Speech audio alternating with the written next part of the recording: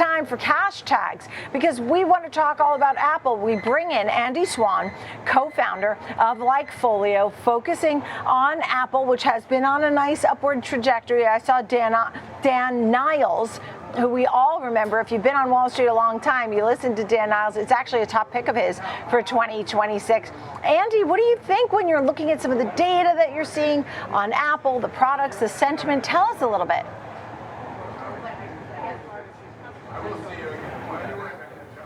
Sorry about that. I had myself muted. It looks fantastic. We could not have seen any stronger data for Apple over the holiday season. iPhone search interest was up 66%, which tells us people were really engaged with the new products they got as gifts or what they were going to get for the people they were buying iPhones for, which model they were going to get. That's the biggest move across Apple's key products, and it just tells us that the Apple ecosystem is extraordinarily strong and growing. And it's also really good to see from a gift-giving perspective, AirPods and iPads seeing double-digit gains in searches. And the only thing really negative for Apple this holiday season was, MacBook searches, but that's really because last year was such an abnormally high year in terms of demand. So really tough comparisons there. So overall, when we look at Apple, we see a company that's going into 2026 with the upgrade cycle really looking like it can continue very strongly into the new year. The products they have are resonating with consumers. They're putting up enormous growth numbers, enormous consumer interest and consumer buzz levels in terms of growth for a company this size. It's kind of like, is there anything that can stop Apple at this point? The answer is no. And, we've continued to see Apple year after year deliver strong gains for shareholders. And we think that continues into 2026 based on what we're seeing heading into the new year. The consumer just can't get enough of Apple. Andy, the ecosystem is solid in Apple, and it keeps just promoting. My question to you is, what do you think? I mean, everyone was expecting a super cycle last year. Didn't get it. The stock got up to $260, which at the time was a 42 PE.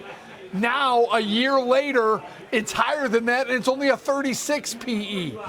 What do you think made the iPhone 17 so much more popular than those before? They've managed to outperform without really participating in the AI craze. Now, there's still promises made in the future that that's going to happen, but what do you think made the iPhone 17 attract buyers that the others didn't?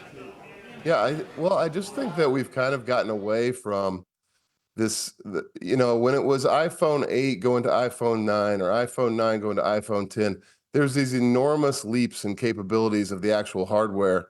Now it feels more like a just kind of normal consumer product, gets a little better every single year. So it's less about the big release and more about just my personal need for a new phone. My phone's running out of battery faster. I finally see a feature or a photo that a friend took with the new iPhone 17, and it's better than the ones I've been taking. I finally reached my breaking point where I'm like, okay, I can afford this. It's time for a new phone. It's time to upgrade. I can go ahead and put my payment plan on this, or I'm eligible for an upgrade, et cetera. So it's much more spread out, I think, than it used to be. And I think that really works, honestly, in Apple's favor. I know it doesn't necessarily make Wall Street super excited, but what it tells me is that the Apple ecosystem is so embedded into our lives, and this upgrade cycle is so embedded into our lives that it doesn't really matter when or how much pizzazz there is behind, the new upgrade to the phone. It's about, this is my phone. I'm an iPhone guy. Everyone in my family's an iPhone person, and we'll upgrade when we upgrade, and we're not going anywhere. And I think that's a powerful position for Apple as they expand, their ecosystem in terms of, monetizing the users that they have in hand. They're the best in the world at it, and they continue to perform at a very high level. I mean, I'll add about the camera. I think the camera has been a big draw for this iPhone 17. The telephoto lens, I mean, if anybody saw some of the ads, it was across the pond at someone's house, far away. I mean, and you could see the person and the ducks and whatever. I mean, it's insane. It's so intrusive, but at the same time, if you love taking great pictures, you know, you're going to love this. Also, the battery life and things like that. And the new industrial look, you know, is there something cool about it? The fact that the 17 was outpacing the 16, people didn't necessarily know why. And then, you know, there were back orders, and then the China numbers were really impressive too. People in China wanted the 17. I thought that was interesting. I mean, why do you think that was? I mean, does everybody need an upgrade? Not necessarily. There's definitely a draw.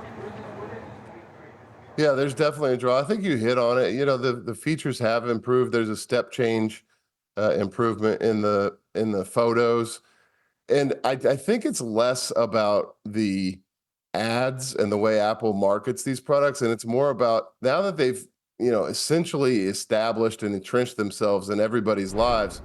It's really about, you know, when you're with that friend that takes that one photo that you can't believe their phone can take, that you haven't been able to do or you didn't know existed. And so that's what I think is the primary cause of upgrade cycles accelerating. And Apple's there. And then the next phase of this, which Kevin alluded to earlier, is AI capabilities. They've been very methodical, very slow. I mean, there's a new post on X every day about how, you know, Siri is worse than what Siri was in 2016 or whenever it came out. Once Apple figures that out, and you have to believe that they will partner with somebody or figure it out in a way that makes the experience magical, then that could add an entirely new upgrade cycle. It could add an entirely new consumer enthusiasm for all of their products in their ecosystem that work together. And I think that could be an enormous kickstart to a 2026 rally for Apple stock and for Apple revenues. Yeah, I mean, I think we're going to leave it right there, Andy. We appreciate all your insight there from Likefolio. I mean, there's no doubt that we've seen the interest in Apple and people are picking it for 2026. We're going to go ahead and trade it, but with a faster charging, people like that, the better battery, the better camera, that industrial sort of look. Andy Swan, co-founder of Likefolio, we thank you.